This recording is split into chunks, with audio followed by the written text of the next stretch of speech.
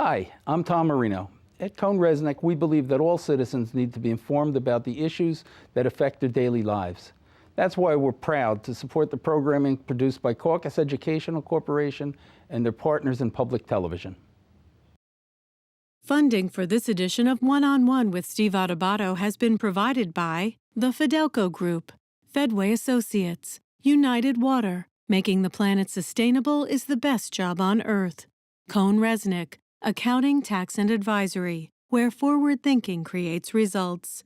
NJIT, New Jersey Institute of Technology, United Airlines, and by Horizon Blue Cross Blue Shield of New Jersey. Promotional support provided by NJ.com, Small News, Big News, True Jersey, and by the New Jersey Business and Industry Association.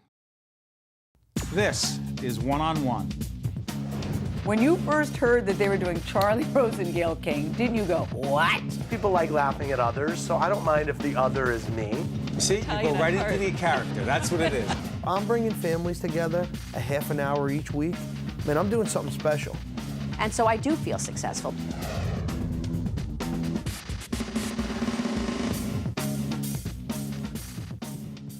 Hi, I'm Steve Adubato. It's my pleasure to welcome for the first time here on One-on-One, Adaora Udoji, who is the founder and CEO of Out Loud Inc. Yes. You're not the co-founder, you did it yourself. I did it myself, and I'm driving it myself, and I'm an entrepreneur at a late age. What is Out Loud?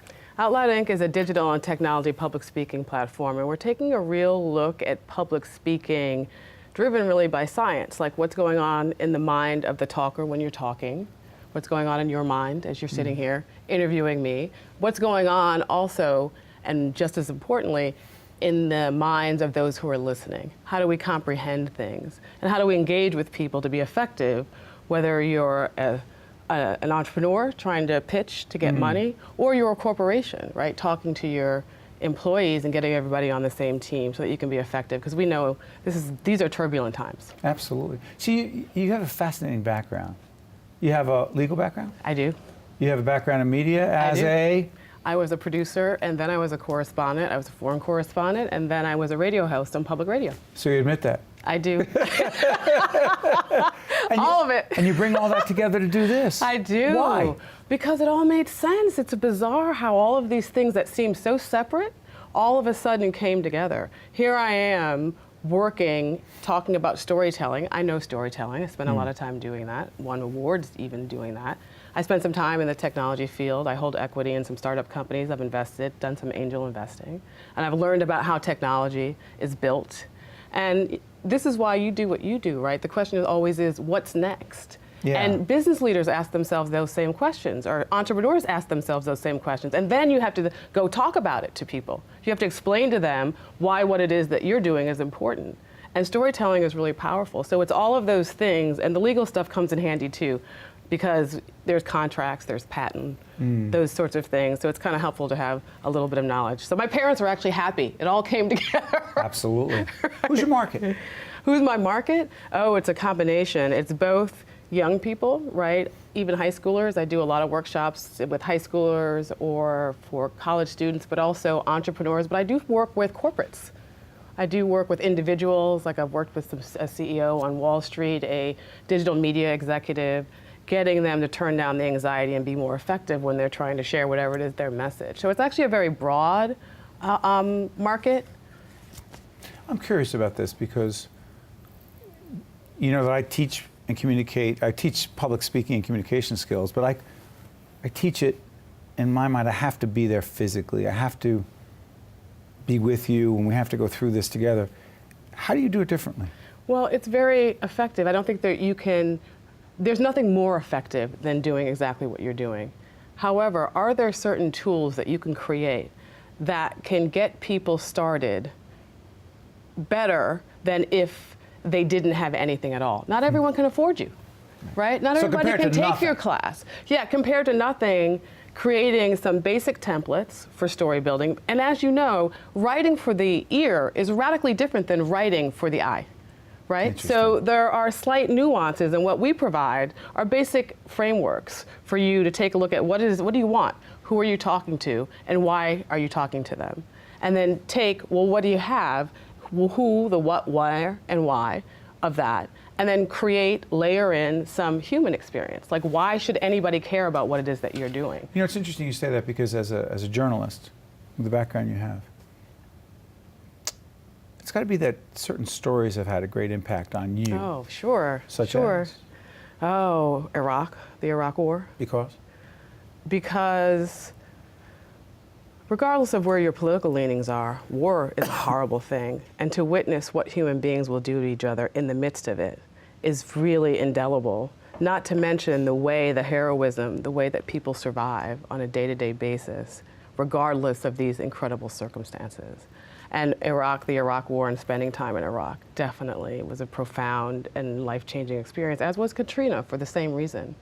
Seeing Americans in a situation where there's no food or water, in a place where we have so much, to see such desperation, you never forget those things, ever. Your experience in TV news, were you able to stay positive about the world? You know what's fascinating? I don't know if this has happened to you, but I've become more optimistic. New Jersey, not the world. No, but heck, there's enough. New Jersey might as well be a country, right? I was going to There's say, enough right? going on. There's enough people that you talk to who are involved in all different kinds, right? But it's actually interesting that I'm the most optimistic that I've ever been, because what I've learned is that regardless of what happens, you can never smash the human spirit, and that. Most people, and I've spent time all over the world, and 4 continents, and probably talked to hundreds, if not thousands, of people. And I think generally people mean well, even though they have different ideas or thoughts about how government should be run, or what's entertainment, and you can cover that gamut.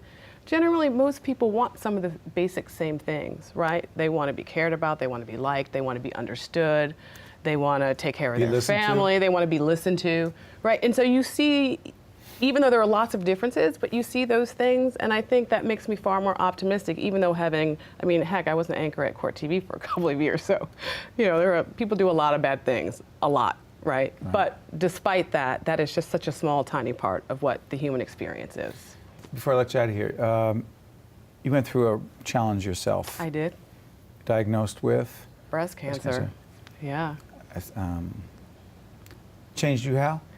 It changed me. It sounds so cliche, but it's very true. It just makes you realize that today is it. You don't know what's going to happen tomorrow. So live today for today. Be in today. And don't wait to chase that dream later. Start today, even if it's small. Small bricks make very big buildings. My dad, who's a civil engineer, always used to say when we were kids, drives us crazy. But it's very true. It's very true. And you make a difference all the time. I also know that you're involved in the Montclair Film Festival. Yes, yes, we are. We both are. Yep. It. Our friend Bob Feinberg, who yes. founded it, they're doing great work. Do you mind if I plug again? Founder and CEO of Out Loud Inc. Yes, sir.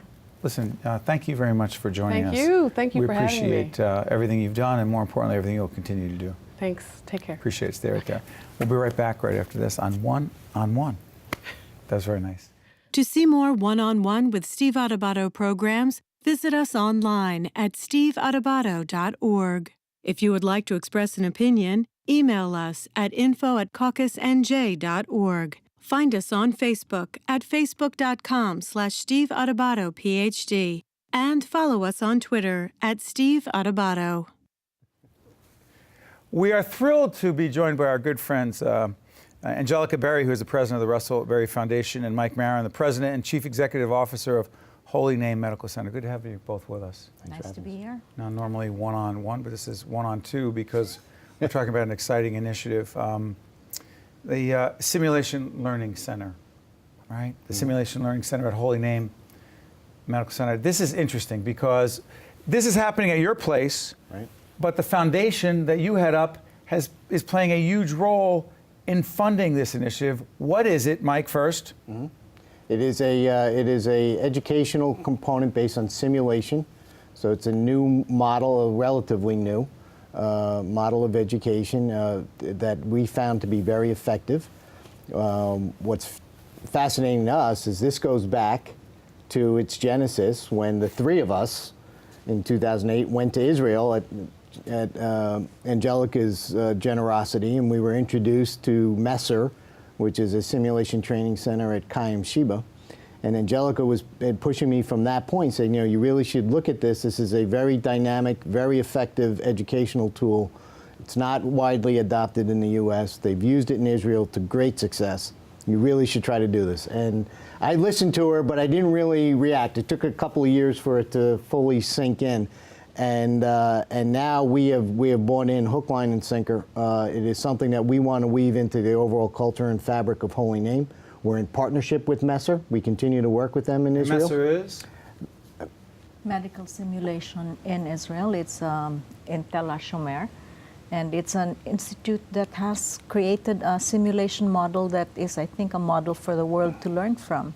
It's a transformational model. It really is. I remember that was a very important trip for all of us in Israel that you, many times, you brought many people there. But I remember the trip, first trip Mike and I went on. The foundation, your foundation has dedicated how many millions of dollars to this initiative? This is a $5 million initiative, and I think it is mainly for innovation. It's a way to be able to bring innovation to our community, innovation that we found in Israel and that we felt would really transform the standards of medical education here, as well as train for reduction of accidental deaths. 100,000 people die from human error every year in the U.S. Simulation learning. Mm-hmm. Yeah. For people who are sitting there going, so what are they even talking about? Simulation learning. Make it come alive for us. So probably the best example that I ever heard was Amitai Ziv, the physician who runs the program in Israel, his own personal experience. So all Israelis have to spend some time in the IDF. He was a pilot. And he, before they let him touch an airplane, he had to log thousands of hours in a simulator flying. When he left the IDF, he wanted to become a surgeon. His very first day in surgical training, he goes into the OR, the physician hands him, the teacher hands him a scalpel and says, make the incision. He's like, it's a live patient. He goes, that's how we learn. And he was aghast that this is the difference between medicine and aeronautics as to how we train, and said there's a better way to do this.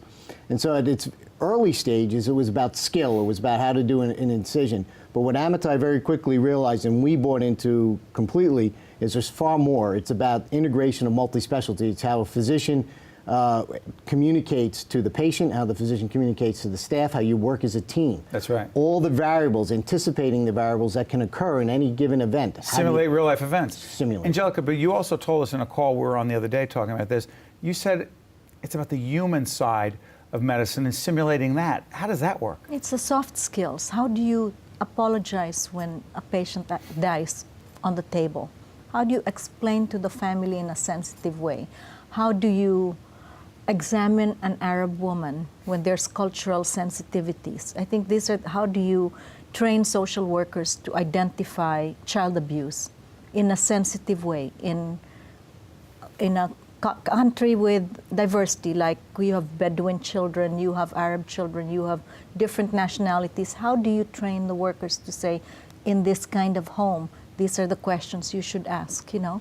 So I think that these are things that you learn by doing, and if nobody tests you and walks you through the paces, you'd never be able to figure it out. And the foundation believes deeply in this. There are two examples that both of you shared. One was in Israel that you told me about, and one was in Boston that you told me about, that unfortunately real-life things happened that people were prepared for because they had simulated those events. Talk about that.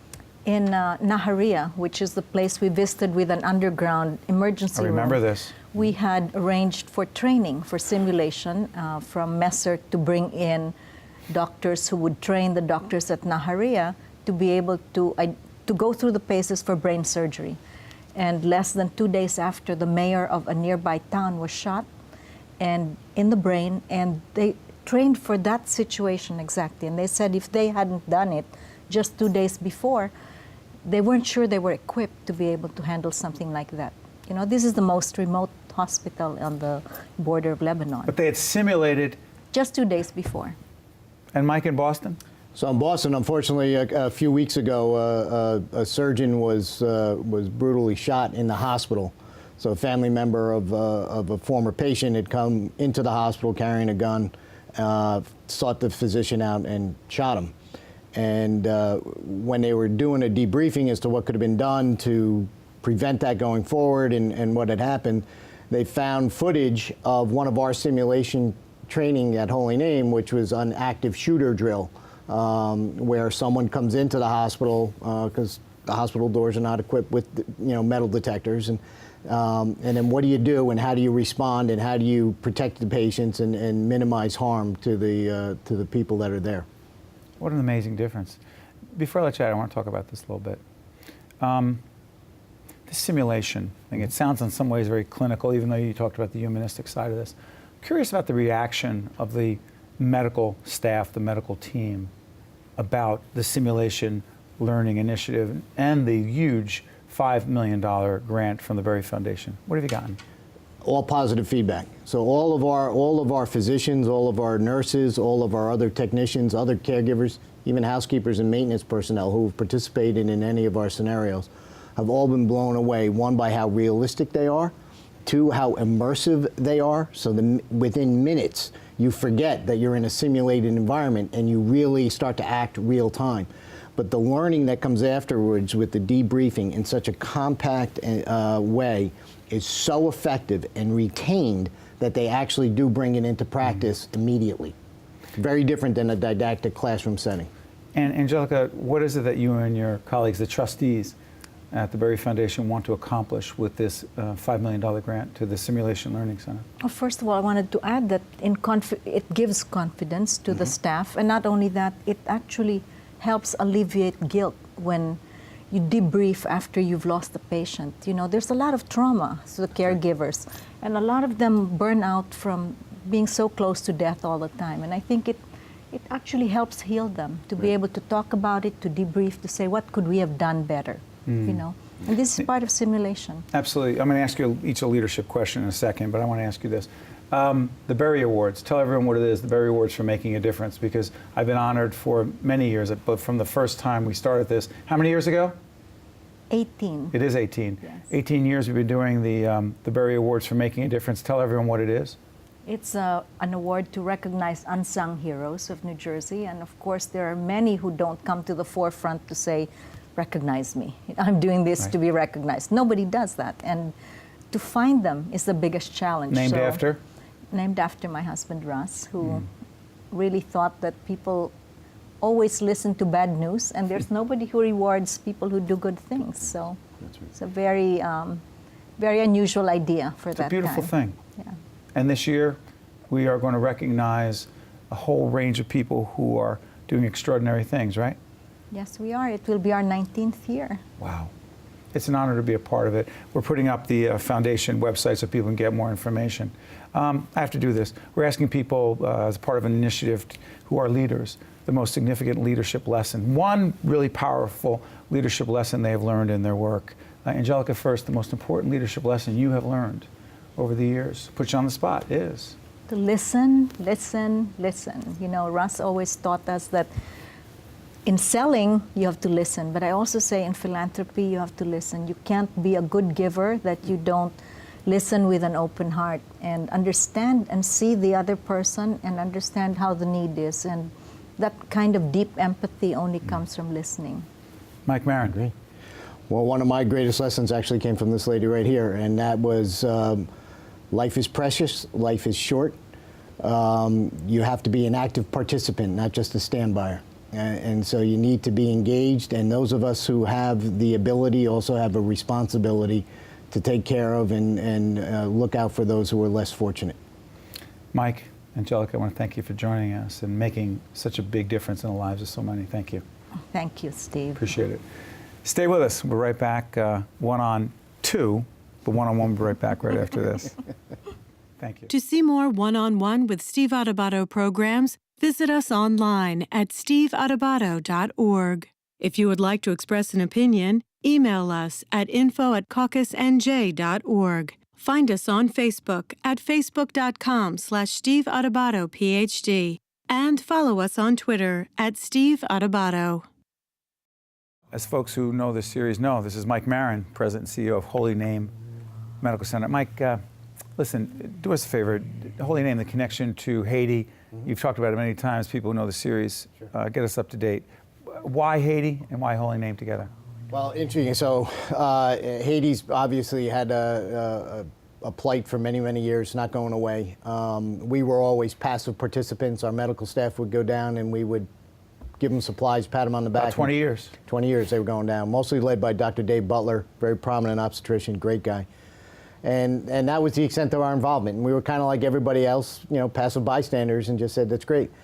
And then the earthquake hit in 2010, and Dr. Butler came back and said, you know, this is at a level I've never seen. We really need you to help us. And he urged me to get more involved.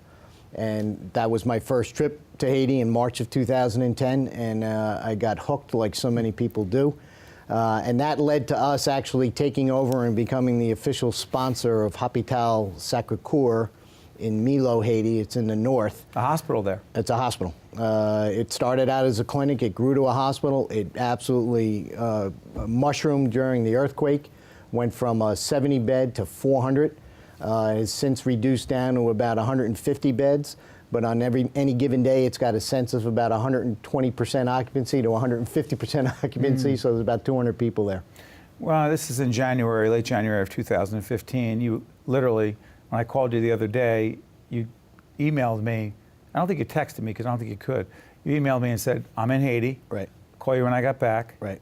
What was that trip about? So this trip was about laying out our priorities and our plans with the Dr. Preville, who is the physician who runs the hospital for us in Haiti, for 2015. A number of initiatives underway, very tight budget. What are our priorities? Where are we going to go? And the problem that we're having now is we've had success, and that success is spreading, and so the demand for Hôpital Sacré-Cœur has grown. I've never seen it as busy as I did on this recent trip last week. It is just... Demand for what? All sorts of basic health care, clinics, preventative care, stuff here that we take for granted day in and day out that we have access to just does not exist in Haiti. And so when U.S. physicians go down and work side by side with the Haitian physicians and elevate their level of training, that word spreads very quickly. So take your pick from diabetes, HIV, AIDS, cholera, orthopedic incidents now, because as certain roads get paved, there are incredible motor vehicle accidents occurring every day in Haiti, mostly on motorcycles because that's the means of transportation, and we have to care for them all. We had you on with Bob Iaculo from United Water, right? Talking about water issues there. Right. Update us. So United Water has been a great partner. I cannot say enough about them in trying to purify and provide clean water. It doesn't exist in Haiti. Again, we turn on our faucets, we're happy, we take it for granted. Not the case there. And so together, Holy Name, Sacré-Cœur, and United Water got together and created these automated chlorinating systems, so in helping us dig wells, deeper wells, better capped wells, so we could get clean water, treat the water, get all the contagions out, and provide fresh water to not just the people in the hospital, but the community at large. Do you ever get, I mean, I remember the first time you started talking to me about this, Mike, a long time ago. I often wondered about this, and I haven't asked you on the air, so sorry, I'm going to do it now. No, go ahead. With the success you've had, with the impact you've had, and the demand getting greater, do you ever say to yourself, why do we do this? Because now the expectations are greater. Yes. Yes, I do. Even though I know you would never have changed what you did. No, absolutely, and no regrets. But there are times, because it can be a frustrating environment. It moves a lot slower. You take, 2 steps forward, 1 step back. Alone. You cannot do it all alone. You need good partners.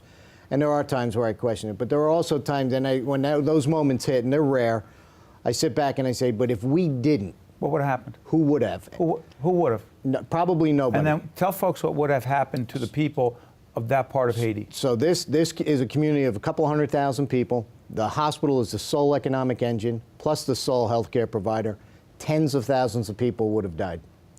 Unquestionably, without a doubt, tens of thousands would be dead. And that community would be devastated. And so for us, for the small commitment that we make, it costs us all in from Holy Name today anywhere between $700,000 and $1 million a year It is well worth it. The return for those lives is I hope to get others to help support it, and we do that through the Crudem Foundation. Tell everyone what the foundation is. It is Crudem, CRUDEM.org. That is our Haitian foundation. It's a U.S.-based foundation to raise money specifically for Sacré-Cœur. By the way, when people go on your website, does it hook up there? It does. Go ahead. Go on the website. It'll hook up to the foundation. A nonprofit, I just want to be clear, we're public broadcasting. It is a nonprofit. Go ahead. Nonprofit. And the only one in Haiti, because there's so many funds have been diverted and unaccounted for in Haiti, and we're very much aware of that. So we pledge 100 cents on every dollar, goes directly to Sacré-Cœur with full accountability. I can tell you exactly where and how it was spent. Holy Name will fund all the administrative expenses and not ask for donors to support that. That's our goal. Before I let you out of here, Mike, what has this done for you and to you in all the years you've been doing this? It has changed me deeply. Right? There is no doubt you have a renewed appreciation for every day that we live, the way we live, the things that we take for granted that these people do not have. But it also has taught me that despite all of that, and this is the hook that gets people when they go to Haiti, the harshest, most impoverished area I've ever seen in my life, yet there is a will to live, a palpable, strong, positive spirit that permeates that entire community. And when you realize that just adding to that a little bit goes, when done properly, goes so far, and the impact it has, you cannot help but be changed for the rest of your life. And in our business, when we come back here, when my physicians, our nurses, our radiology techs, our facility guys come back here, they are 10 times better at what they do here as a result of that experience. And we are better for covering this story and being friends with you and having you come back every time and share with us. Thank you, Mike. Thank you, Steve. Appreciate it. Thanks for Keep having me. doing it. One-on-One with Steve Adubato has been a production of the Caucus Educational Corporation, celebrating over 25 years of broadcast excellence. Funding for this edition of One-on-One with Steve Adubato has been provided by the Fidelco Group, Fedway Associates, United Water, Cone Resnick, New Jersey Institute of Technology, United Airlines, and by Horizon Blue Cross Blue Shield of New Jersey. Transportation provided by Airbrook Limousine, serving the metropolitan New York, New Jersey area. Hi, I'm Eric. You might see me as an ordinary person, but I've been living with a brain injury for nearly 2 years. One of my struggles is short-term memory loss. At Opportunity Project, I'm given hope and support, and I've gained my comments back through the job placement program. Despite my challenges, I have a reason to keep improving. Today, even though life has changed me, I believe that anything is possible. If you have a brain injury, you don't have to face your road to recovery alone.